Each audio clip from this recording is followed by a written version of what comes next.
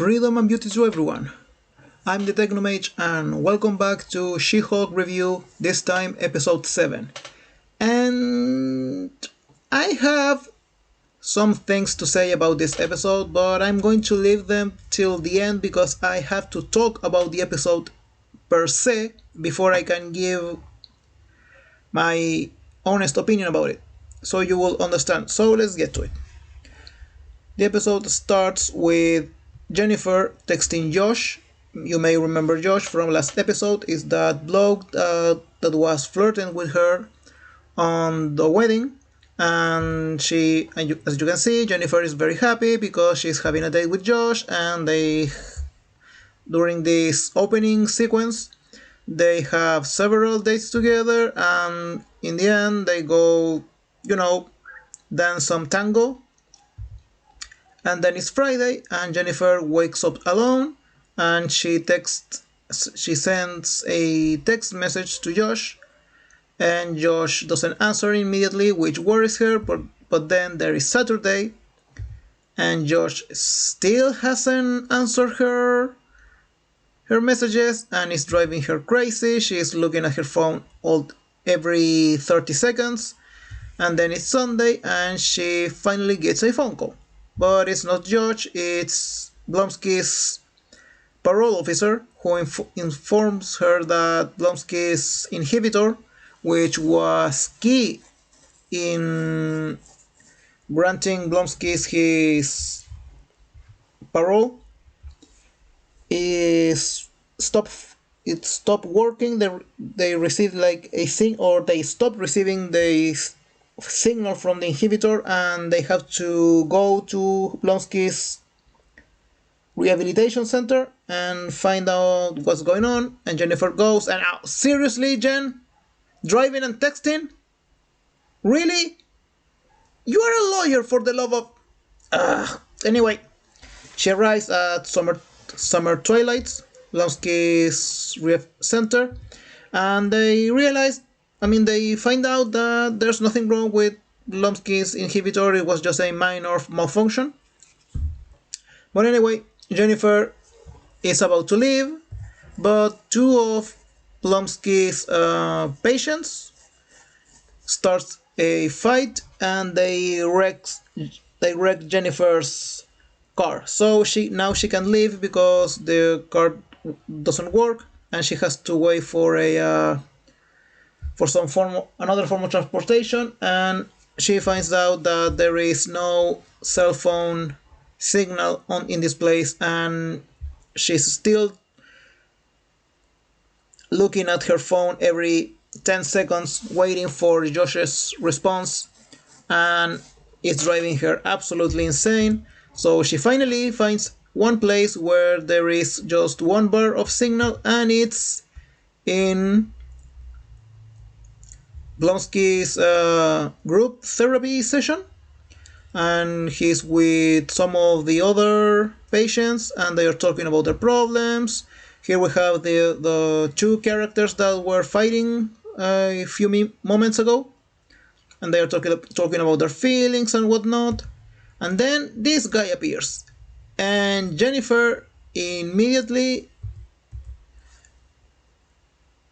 gets really angry, and she breaks the fourth wall, and she talks to the camera saying, "I can't believe this guy is here, and probably you won't remember, so I'm going to do the thing previously on She-Hulk." And the series go previously on, and there's the guy. He was one of the 4 Teenage Mutant Ninja Turtles that attacked Jennifer behind her apartment.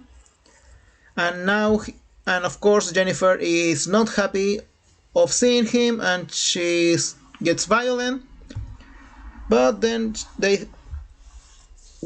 Blonsky insists that they just sit down and talk, and the criminal that attacked her that day says that he's really, really sorry, that he was going through some problems, and that now thanks to Blonsky, he's healing and whatnot.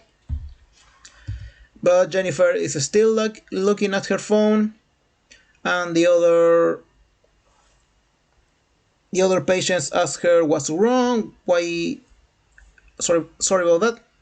The asking her what's wrong, why are you looking so much at your phone, and she starts spilling her guts about how nice was for her to finally find someone who liked Jennifer and not just She-Hulk, because she was always ignored when she was young because she wasn't the prettiest girl in school, and now that she's She-Hulk she can transform into an incredibly strong and beautiful woman at will, who is like the complete opposite of Jennifer, but and she continue talks about her feelings, and all the other patients actually get on her side and they say that Josh is an asshole and they all want to go kick his ass, but the the criminal says no, we cannot resort to violence because that is not the answer, and Jennifer needs to feel more comfortable with herself, so Jennifer's transformed back to her Jennifer form, and everybody applaud her and they encourage her to delete Josh's phone number from her contacts list, and she gets a lot of validation, which I agree with because Josh was being toxic. And finally, there's somebody comes to pick up her car and herself, and she thanks Blonsky and all the other patients for all of their help and their encouragement, and Jennifer leaves quite happy and good for her. So then we go 3 days earlier when Josh spent the night on Jennifer's place, and what do we have here? In the middle of the night, Josh was awake, was getting his clothes on, and he was copying everything on Jennifer's cell phone. Then he takes a photograph of Jennifer while she was still sleeping, and guess what? Josh is Hulk King. He is the webmaster of that web page that was filled with She-Hulk's haters who were plotting to kill her and whatnot, and he's the one who is in cahoots with that secret laboratory that wants to steal her blood, and apparently he stole her blood. And we are left with that. That is the end of the episode. So yes, I went quite quickly through the episode, but there is a reason for that. So, what was my opinion about this episode? I actually kind of liked it. So I'm going to be the first to admit that this episode actually made me smile more than just a couple of times, and not an honest smile. I actually kind of like this episode.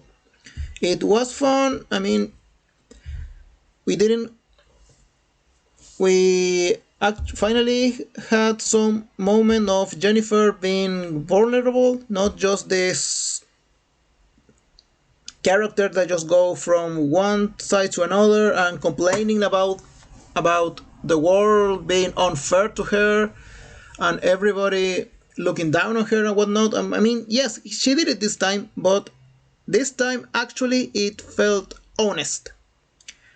And as I said, we had the other patients talking about their feelings, but it was actually funny. And then we have this moment where all of them are encouraging her to be herself, and it was nice and all. And we have the big reveal that Josh, this guy that was being so flirty with her on the wedding on the previous episode, and now was having all these dates with Jennifer and all of that. Sorry about that. It turns out he is one of the big bad guys of the series. And as I said, crap, sorry. I like this episode, but I liked it for all the wrong reasons. Now, what do I mean by that? This series is called She-Hulk. And even though Jennifer transformed like 3 times during this episode, 1, 2, 3, and there is a fourth one when these two were fighting. She transformed into She-Hulk to break them apart. So yes, she transformed into She-Hulk 4 times during this episode. We had plenty of She-Hulk because this is a She-Hulk episode, but this episode was focused on Jennifer. And we had a lot of Jennifer, but here's the thing. This series is called She-Hulk, and it's supposed to be about She-Hulk. And there was no She-Hulk on this episode. We had no Jennifer Walters being the character that she's supposed to be, like she is on the comics. There was no lawyer. I mean, she didn't do anything as a lawyer on this episode. She didn't do anything as a superhero, as She-Hulk on this episode. There was no She-Hulk per se as Marvel Comics She-Hulk on this episode. And as a standalone series, like if this was just the story of Jennifer Walters' lawyer who goes through a lot of issues and self-esteem problems, and she was not She-Hulk, there was no superpowers on this episode whatsoever, and Blonsky was not Abomination, he was just a criminal that Jennifer Walters as a lawyer managed to get him his parole release, and he was on this resort place thing just with a monitoring ankle something. I don't know how to say it in English, sorry, but with these things that track you so the police know that you are always at your house and not someplace else. And Jennifer just deals with problems related to her personal life and her work as a lawyer. This would be a very good standalone series. But it is not a standalone series. It's a She-Hulk series. And as I said, there was no Marvel Comics She-Hulk in here, because this is not a She-Hulk series, as it has happened with all these other series or Marvel series on Disney Plus. These are not Marvel Comics stories. These are just stories that these so-called writers just pulled out of somewhere,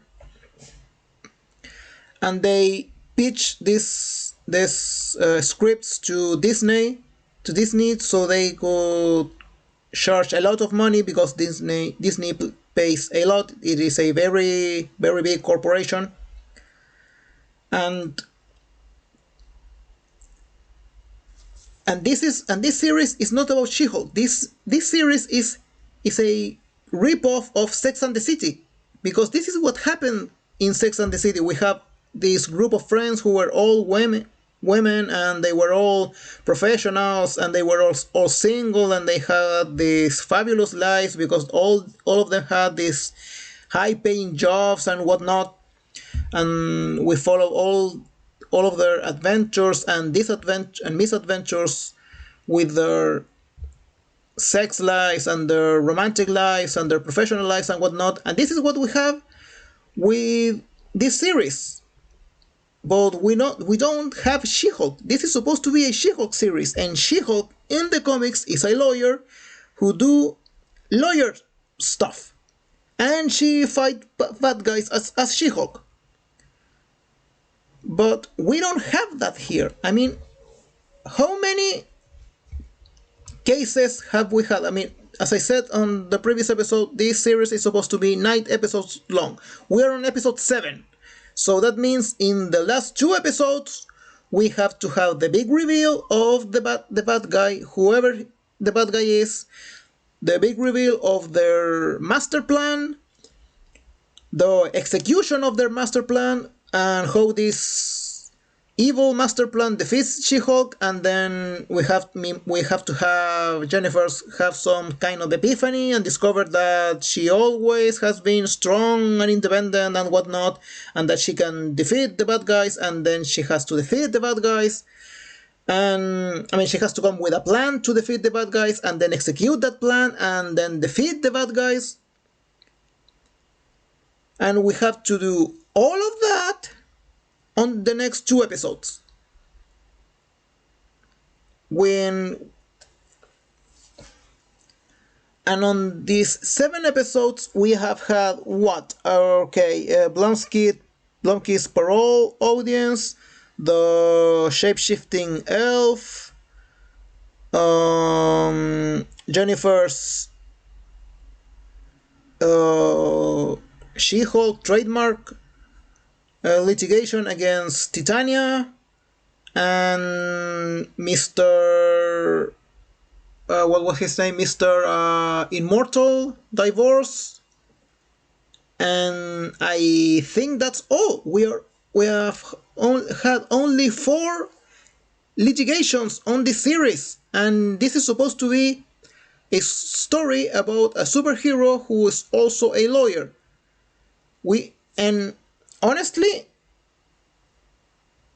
not counting Blumsky's parole audience, all of the other litigations of this series have been quite ridiculous. I mean, they are a joke. Do Dana Schwartz really can't come up with anything better for these lawyers? Like, as I said on the previous video, the previous episode, isn't there some kind of child who is being bullied in school because this child developed superpowers, and the school is saying you cannot come back to school, you have to find a new school, you have to transfer? Or somebody who is being harassed in their workplace because they have superpowers, or maybe a superhero who is being harassed for being LGBTQ or something? We have nothing of that. Nothing at all.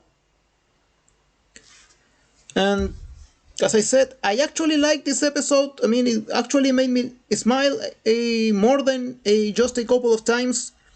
But as I said, I like this episode for all the wrong reasons, because as a standalone episode for a standalone series, it would have been okay.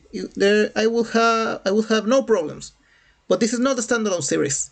This is a She-Hulk series, and there is no She-Hulk on this series. Oh, and one last thing before I forget. This character, the criminal, who attacked her on episode 2 or 3, Jennifer left without asking him who hired him. Why did he attack her with the other Ninja Turtles? We don't know why. I mean, there was a perfect opportunity there for Jennifer to get some information on whoever is pulling the strings from the shadows and messing around with her life. And she just left. She completely forgot about asking any kind of question to this character. Like, seriously, Jen? Seriously? So this is the Technomage signing off. Thank you for watching. I will see you on the next episode. Goodbye.